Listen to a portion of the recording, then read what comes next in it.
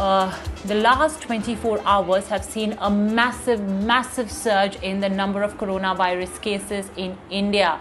More than 1 lakh cases registered in just a single day, and a bulk of them have come from the state of Maharashtra. The city of Mumbai alone has contributed almost 11,100 cases to the caseload. I shudder to think what will be the number by the end of today, but this is the case. Now, the very first insurance that everyone needs to take, I'm not going to say life or health, but I'm going to say your own precautions. You need to stay at home, you need to mask on and step out only and only if it's an absolute necessity. Thankfully, we live in an era where everything can be delivered to you. So would once again request all citizens to absolutely stay put and work from home as far as possible. Look at the way the numbers have been surging. Maharashtra has added a massive caseload over there. We have the most number of active cases in the state right now, followed by Uttar Pradesh, Karnataka, Chhattisgarh and Tamil Nadu. And of course, goes without saying that those individuals who are eligible for getting a vaccine, please go ahead without any further ado.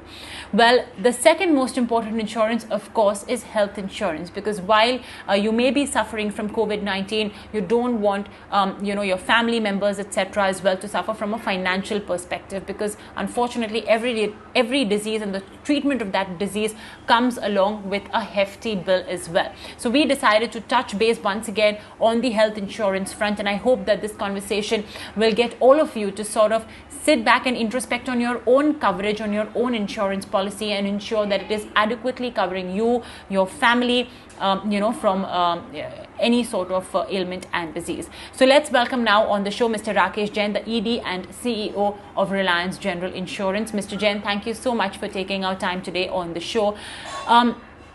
Massive surge in COVID cases, like I said. How can Mediclaim just sort of help at least take the stress off? And, would you recommend that regardless of, even if you are vaccinated, you should ensure that your Mediclaim is up to date, and is having adequate coverage as well? First and foremost, I think there is nothing more valuable than your health. Even if you have insurance, it makes good sense for you to stay healthy. So I would urge everybody that we should stay healthy to avoid any kind of serious illnesses. Having said that, insurance policy is always your stopgap measure to really help out in case you needed any hospitalization, any kind of emergency assistance. There is always a financial cost which is attributed for these kind of treatments, which are obviously quite significant in today's context with advancement of medical science. So insurance policies pays your financial compensation for hospitalization. To that extent, we can say that we take care of the customer's pain. And I would say that insurance policies will stand with you, provided, you also take care of your good health. So it is a bit like, a chicken and egg situation. And I would recommend people to not feel that insurance means I can be, for the lack of better word, careless with my life, because I have a financial assistance behind me. At the end of the day, your body, your health is your personal, well-being, and we only take care of your financial things. We can't really ensure that you stay healthy. So it's a two-way street, and let us mutually work together in ensuring that insurance and people, if there is unforeseen things, we always have an insurance cover to fall back on.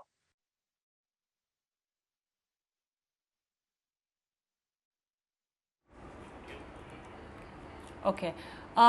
Mr. Jain, I wanted to understand that, let's say if I have a general Mediclaim right now with me, a health insurance cover, what all would it cover? Because, in a best case scenario, God forbid, if one contracts COVID, you would be quarantined at home with minimum medication. But there are worst case scenarios, obviously, as we are well aware, all of us are well aware by now, and that requires hospitalization and all the costs that, are involved over there, the medication, etc., IVs and whatnot. So what would my Mediclaim sort of adequately cover every component involved in treatment of COVID?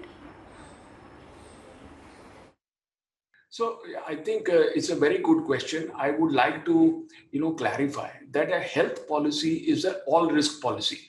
It is something which takes care of any kind of hospitalization, which is why even a COVID-related hospitalization is also covered. It does not differentiate or distinguish why am I, for what reason I should go to a hospital. So what I would only recommend to people, there are some very small minor exclusions, like we generally have a waiting period of 30 days. That was predominantly created so that people don't fall sick and buy a policy. There is a 30-day gap. Otherwise, the health policy covers any kind of hospitalization, from an accident to illnesses to any kind of recommended hospitalization which people would go for. So health policies are does not distinguish between COVID or non-COVID, and it really pays for all your costs of hospitalization, subject to obviously the sum insureds, what people would have, and subject to if they have any kind of sublimits, which sometimes people take sublimits to reduce their premiums in normal course. Okay. Do you think that the way things are currently, in terms of the way we've seen the treatment costs of COVID as well shape up, would you advocate adding a critical care cover as well? See, let me also say that people falling sick can be for critical care also. You don't have to fall sick only for a small thing or a big thing. It's just like what requires you to get hospitalized. So I think critical care is equally covered. So there's no need for anybody to be seriously worried. But I must also highlight, there are some people who obviously have reached the hospital, not just for COVID, but for the comorbidities. Comorbidities means you have an existing health condition, maybe high diabetes, high blood pressure, maybe a heart ailment, even a kidney ailment. Such people have been seen to be far more at risk when a COVID takes place to them. So, in some ways, critical care is because of an existing health condition. So for people like that, it is extremely important that they stay safe. It is extremely important they have health insurance with significant sum insured, because the primary line of treatment is just not going to be only COVID. It will be COVID plus, if you have a heart ailment, it will be basically treatment for your heart condition also. So in some sense, critical care is covered, but to an extent, people have to be cautious and have to be reassured with better coverages and high sum insurance. All right, understood. Mr. Jain, now, last year when, we had the first wave of COVID across India, the government, the IRDAI, introduced a product which sort of simplified health insurance in a very large manner and made it affordable as well to combat this deadly disease by introducing a standardized COVID cover. This cover would only cover coronavirus and nothing else, plus it is standardized. So regardless of which health insurance company you go, the T's and C's and the nitty-gritties largely remain the same. And of course, it's affordable because it covers only COVID. We are, of course, in the midst of a pandemic that is spreading, and how? So how would you compare a general Mediclaim with one of these COVID-specific standard covers like Corona Rakshak or Corona Kavachh? Do you think that, that should be added on? What do you think of them? It's a very good question, and I must highlight one thing, that the current pandemic which we are seeing is perhaps the most severe medical event in our documented history. I don't think insurance companies, when they created their health covers, we ever visualized this kind of a scenario. Many of the times when some kind of an epidemic and all has taken place, it has taken place for some time with few people, certain segments, certain geographies, and it has generally gone away with in a near-term basis. What for the first time in pandemic, people realize that it is like a colossal event. It can go up to a year and it does not die down. And there could be some very specific things which arose. Say, for example, people, obviously pandemic is not something where people can fake too much. So the waiting period of 30 days, what we generally saw in the traditional Mediclaim policies, in pandemic policies, it was considered to be too long. So that is why the pandemic covers, or like Corona policies, which were introduced with the help of the regulators, they came with a shorter, waiting period of 15 days. It's the same thing, pandemic also came with, the classical, do we need PPE kit costs, sanitization costs and all. In traditional health, these costs were generally meant to be very minuscule. Nobody anticipated a customer could end up spending 20,000, 30,000 rupees on PPE kits. So structurally speaking, the old policies which exist today, while they are a very expansive policy, they excluded a few things here and there. So the corona specific policies which came in, looking at this pandemic, actually tried to overcome that. And one of the very big improvements in this policy was also home care. The traditional policies generally had some domiciliary coverages, but they were not so simple as the ones which Corona brought in, because Corona meant also, the government would also restrict people at homes or at certain centers, which need not be typical hospitals. So a domiciliary treatment, which was otherwise a very small, minuscule thing, were often done for patients which were not movable or in geographies where there didn't exist medical facilities. For the first time, the concept of home care came in corona-specific policies. And I think this is something which we can say in times to come can be a big shift, because a lot of treatments can now also take place with the expert guidance under medical supervision at places other than hospitals. So this, I think, was a good innovation which the insurance industry did. And over a period of time, I think this is something which will keep improving for various types of ailments and not be restricted just to corona policies. Okay, Mr. Jain, we were reading some reports on how those individuals who had insurance policies, have got COVID but have recovered from them, did face certain exclusions from their covers. So if you could just talk to us about that, maybe for your company itself, that what happens to a customer, an insurance policy holder who has recovered from COVID and comes back, for renewal, etc. Does it impact the renewal process, the premiums, the extent of coverage? If you could just clarify on that, so that will lay to rest any doubts in the viewer's mind. See, technically, it should not impact at all, because, frankly speaking, once a person is removed or recovered, he's as good as, a healthy person, like somebody who has recovered from the flu. Yeah, so at least in our company, we don't have any policies which restrict the entry or renewal of any of the portfolios. And the only difference would be if somebody has made a claim, maybe his no claim bonuses would get adjusted. Otherwise, there is nothing else which changes as far as, the normal covers are concerned. Now, Mr. Jain, while we of course do advocate that it's a healthy financial practice to have a health insurance policy, ensure proper coverage for you, for your family, especially for senior citizens in your family, the one thing I think we miss out on quite often is determining the sum assured. That's the amount for which you have an insurance policy, or rather the amount that the insurance company will pay you, up to. How do you determine that? What are the factors that you must take into consideration? Because this is a very absolute amount, and if you're just asked to fill it in, it may seem very arbitrary. So what are the factors you think a prospective insurance policy holder should consider when he fills that amount in?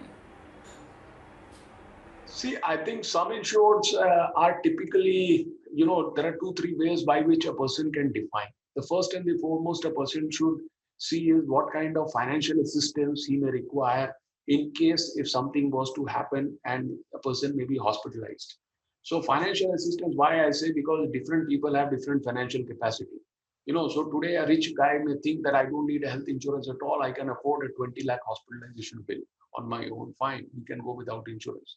But in parallel, there could be a lot of middle class or lower middle class people for whom, even if they were to spend a few lakhs, it would mean that whatever they would have earned or saved over many years could get wiped out by an event.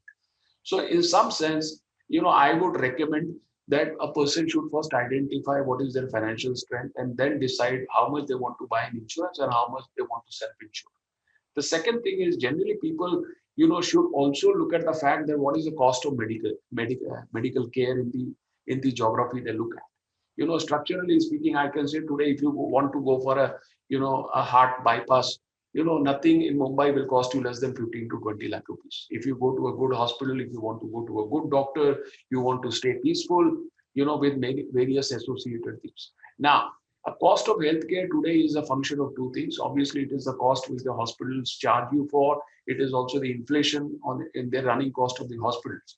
But there is another element of cost which many people don't realize, and which is basically the cost of medical advancement. If a new type of stent comes in, if a new type of operating procedure comes in, suppose robotic surgeries are a way of doing things. Robotic surgery is basically a surgery wherein it leads to less amount of loss of blood. You do with more, modern equipments. Now, those things technically will cost you much more than the traditional equipments, which a hospital may have. Many hospitals today offer, the best medical advancement, but at a better price. So a lot of people need to also keep in mind that, the cost of medical science is also getting built into their claims, and in turn will also get built into their premiums. But by having a good sum insured, you today will have the privilege of actually taking the most advanced, medical treatment. Last but not the least, I would say somebody should also decide on, people who are paying good income tax, people who, perhaps government today has been smart enough to offer a lot of tax incentive through Section 80D. There are a lot of people I know, who in spite of paying huge taxes, frankly, do not avail the benefits of Section 80D. Section 80D can go up to giving tax breaks up to almost on premiums of up to 1 lakh rupees. And people in 30-40% tax bracket can easily, get a tax hedge of 30-40% of that amount. So it's a great benefit for them to reduce their healthcare cost by really taking a health insurance. So I would recommend everybody to really assess, the different dimensions. And for sure, any amount less than 10 lakh rupees, in today's environment will be, I would say, quite lower. If you see even the Pradhan Mantri, Ayushman Bharat, which is obviously, the biggest scheme, the social scheme of the country, as well as anywhere in the world, the sum insureds have been kept 5 lakhs. If for below poverty line people, if government can think of sum insured of 5 lakhs, you can clearly visualize for people living in metro, tier 1, tier 2, tier 3, tier 4 cities, the sum insured should be a multiplier of that. So I would say anything less than 10 lakhs is a risk. If you are in a critical condition, if you have a family history, if you have genetics and all things, then 15-20 lakhs is good cover. If you are a rich guy, then you might even opt for covers which gives you global access to healthcare.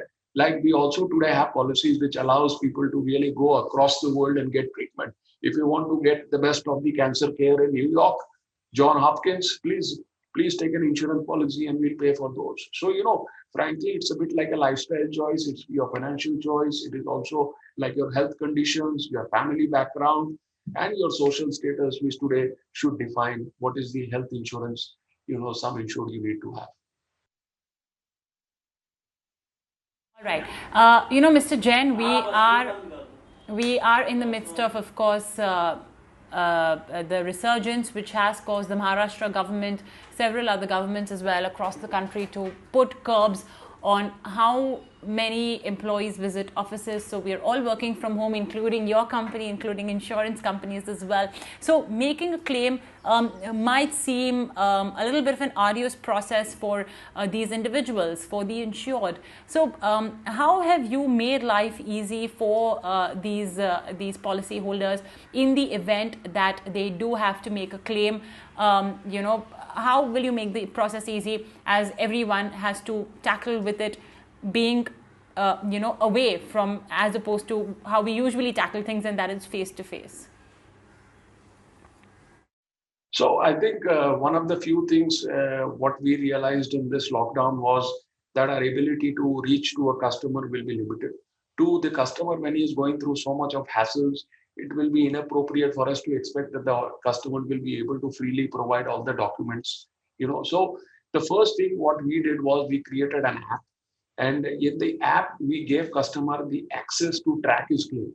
Right from intimation of the claims to approval for the hospitalization, the costs, also indicating to the customer the documents which would require, and even allow the customer to download the document and submit it to the insurance company. So in some sense, the app, which we call Selfie, is a paperless app. It makes entire interaction, transaction with the customer paperless.